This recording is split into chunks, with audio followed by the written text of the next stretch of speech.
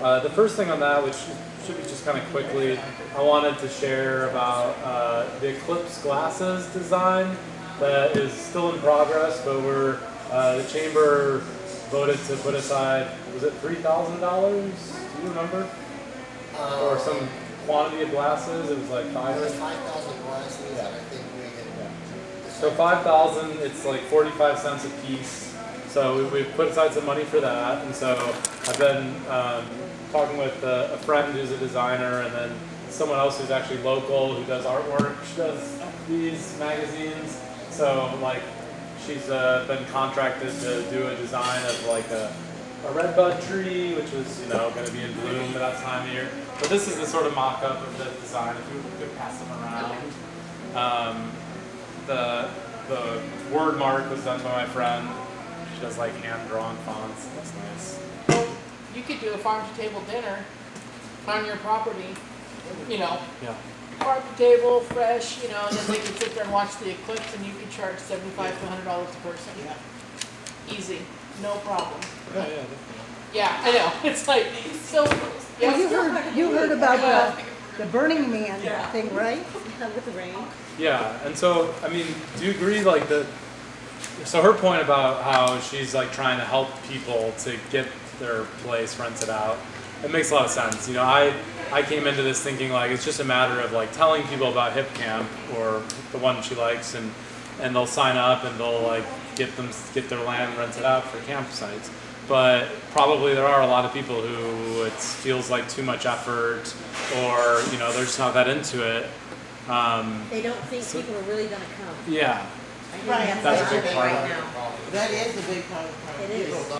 Oh, well, yeah. I mean, that would have to be worked out. I guess I'm coming at this with just like the hope that like anything can be figured out with like enough like There effort is and campsites down by the river. yeah, the Camp River campground. River campground. Is it like There's also- privately owned? No, along Like the river. Tournament. Oh, sure. Yeah, yeah. That's a really good point. I mean, Those need to be there's included. lots You need of to know about those. yeah, like the national forest land can be camped in. Right. But you have to watch out that like people don't overrun it. So that's an Well, they're gonna do interesting that anyway, question. And how early will they have to be here Yeah, to claim their spot? yeah. One thing that I thought about that is like I like to think about taking money from these visitors in order to like benefit the whole community, and definitely there's like a big place for private individuals figuring out a way to get money from these visitors and for themselves, and that would be great. But also the public benefit side of things. So as far as like the forest, like people just being able to camp in the national forests, and like how early would they get here? I mean, one idea I had is like locals could kind of have like do a thing where they are gonna like have dibs on a spot, and then through this website like you can connect them with a particular person who's coming to visit, and then it's like a donation that person makes to the public funds is getting them that spot, and like a local is responsible for like I'm gonna make sure no one comes and takes So that spot ahead somebody of time. basically sponsors a person. Does what? Sponsors a person. Yeah, like For what? for spots in the national forest, like you theoretically can just camp like at random spots along the river, but yeah, and then it could become an issue of like people. How is anybody locally going to have any authority on the national forest? No, you Well, just like, you they just go claim set a up their camp tents. spot. You just claim a spot for that person It's dibs. until they show up. Like setting up a And then chair you- in a parking spot. They would like go and set up their, so you facilitate this like exchange between the two people. There's a visitor who's coming, they're saying I want to camp somewhere in the national forest, and then there's a local who said like, okay, I got a spot for you. It's like a stretch of the river that I think is really nice, and I'm gonna go set up like on April 2nd. I'm gonna go set up my tent there or something there, and you will have this spot when you come. And the person pays like $200 or whatever. Fundraising off of it? Yeah, and the money that the person pays is like going to these public coffers that is going to be used for all these projects. Well, that's to be established, but I mean, the Chamber of Commerce is a tax exempt organization. They could be accepting this and they could be dispersing the funds for the building of public restrooms or things like that. Okay, it could go into the general fund, that's the only way we can Yeah, and we'll track it like on outside of that, and it'll be a public ledger, so everyone can like dig into the numbers and stuff like that. But yeah, like people will be donating to the Chamber of Commerce, which is then like has different projects. Service to see if you can do that. It's Oregon County Eclipse.com. There's three main points. One is to generate and then also gauge the demand for on behalf of local businesses. So businesses will have a sense of like what kind of level of increased demand they're going to see that weekend, so they can adapt and buy more food and stuff like that. So it's like generating interest by having pages for each business that visitors are going to be like directed to this site to like learn about some of the businesses they might come patronize.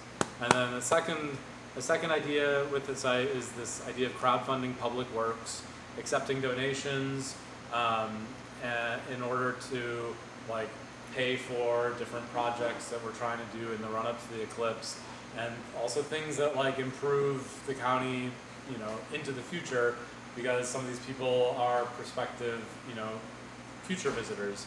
So there's a few reasons people might make payments. One is to reserve promos from the businesses, and I'll just show that first. So this is like just like general look. This is the page for Court Square Cafe. At the top, it's got like their Eclipse weekend hours, so they can like businesses can put like their special hours that they'll be open that weekend. So here's part of that gauging interest thing.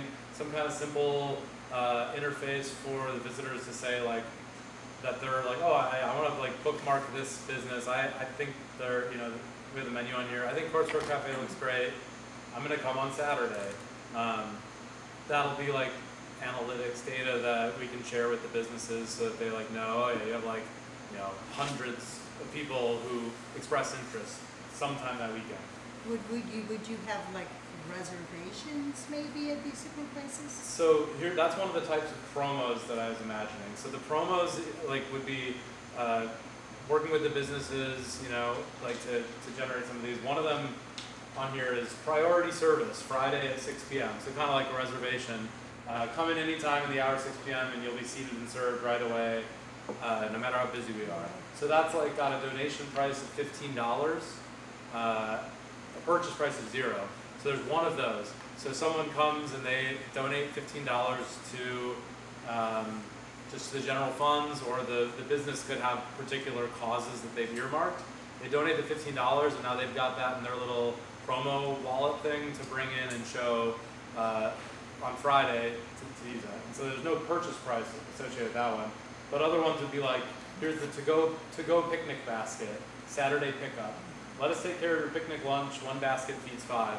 So Court Square Cafe offers like 10 of these, and they can make them ahead of time, or however many sell. It's a $5 donation price, so that's $5 that they're donating to our efforts, and that's like non-refundable. Like even if they forget to come pick it in or whatever, pick it up, you donated $5 to our county for its eclipse efforts, and then there's a purchase price of $55, and you actually just pay that when you come in to pick it up. You reserved it, and then you pay for it, you know, in person. And a lot of the things I think would be like that, where the person there's a combination of like generating funds to go towards public works, and then a person actually getting paid, and that'll be handled like person to person, maybe for cash or whatever. So yes, so that's that's one example of like a way to generate funds. The other one that I was mocking up today, this is like more directly like different efforts, different projects, public works projects that have different pages. This one, and these would be submitted by, like, these are crowdsourced from the community. Like, what are ideas that you think would be a way that we can improve, improve or be more ready for all these people who are coming?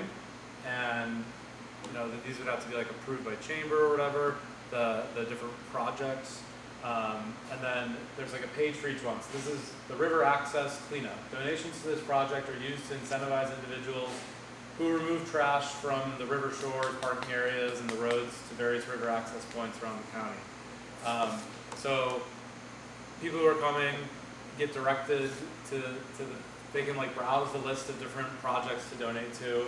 By donating, they get on the list of like the people who have raised funds, shows how much, and then there can be like similarly these promos that are, you know, different businesses say, oh yeah, we like this project.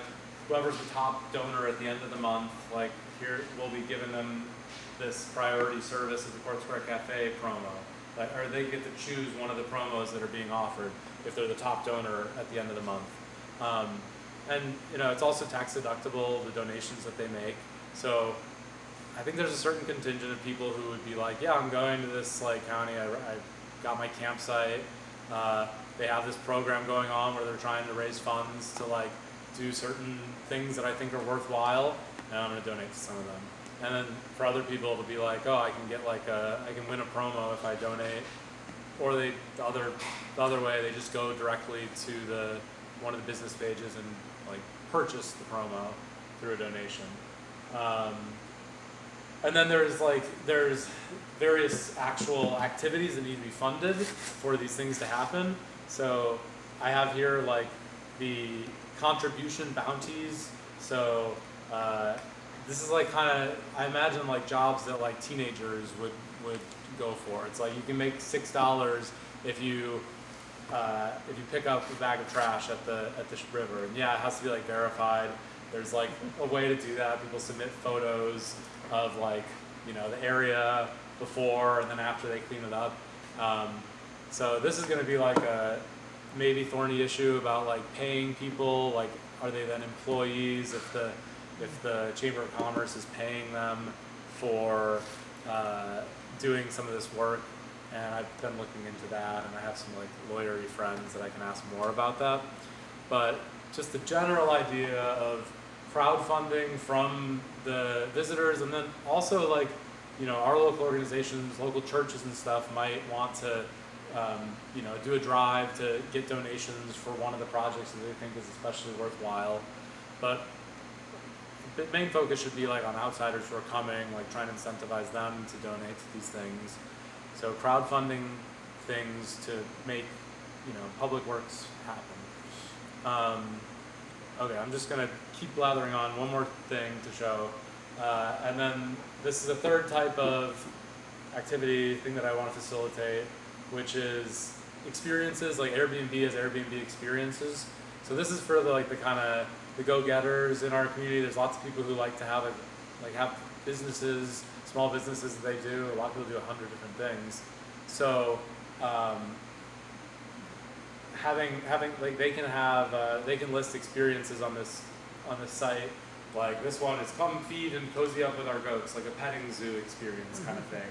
So they'll choose a price, and visitors can browse all these options, these different experiences. There's like some way to contact the host to facilitate like timing or whatever like that.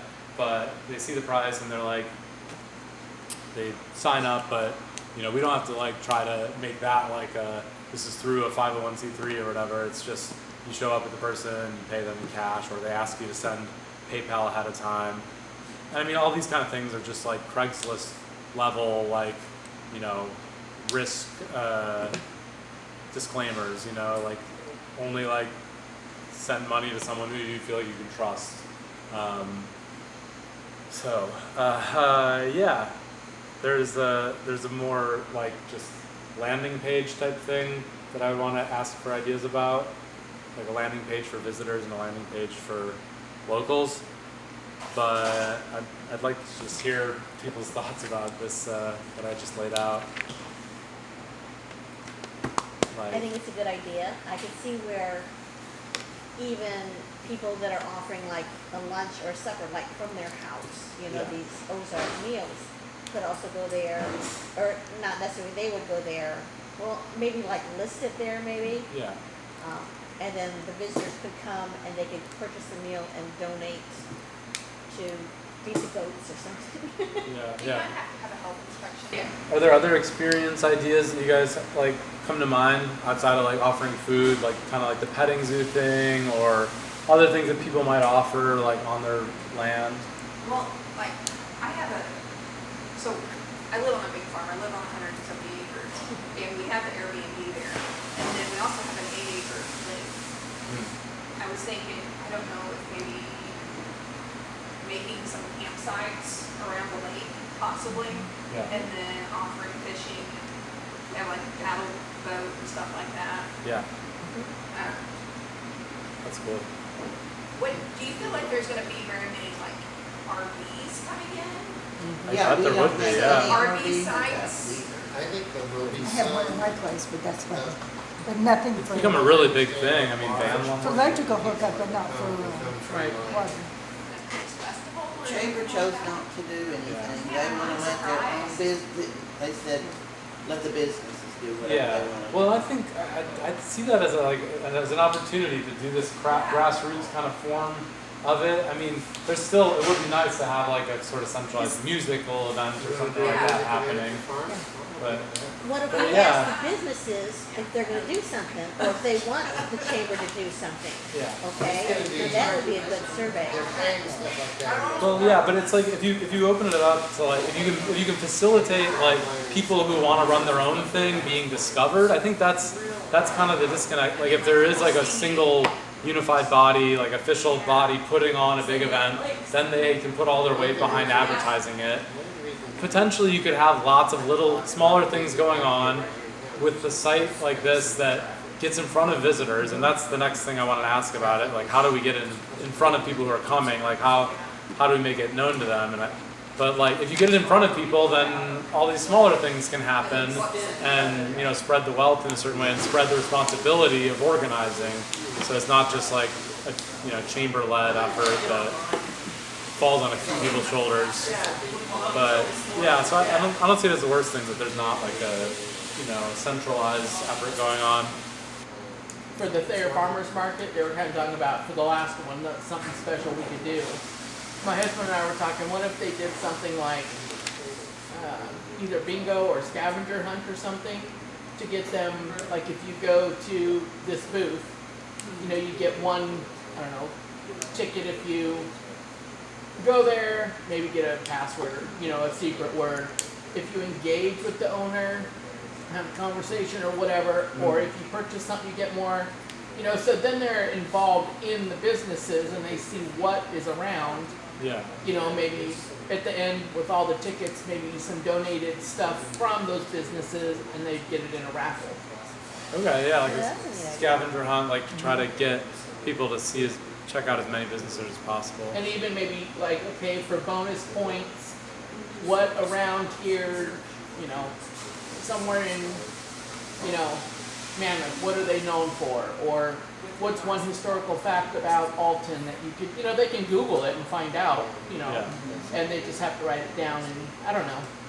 So here's one more Figure it out. thing that I've got on the site is a page, like a landing page for locals to talk about some of these details, like, oh, are you interested in renting out your land, directing them, giving them a bit of information about the hip camp thing and directing them there. Now I'm thinking that we probably want to do a more like hand-holding way of getting people on there. But what else? So here's the two topics I have on this landing page so far, and I want to hear what else you guys think might be good resources to have on such a page.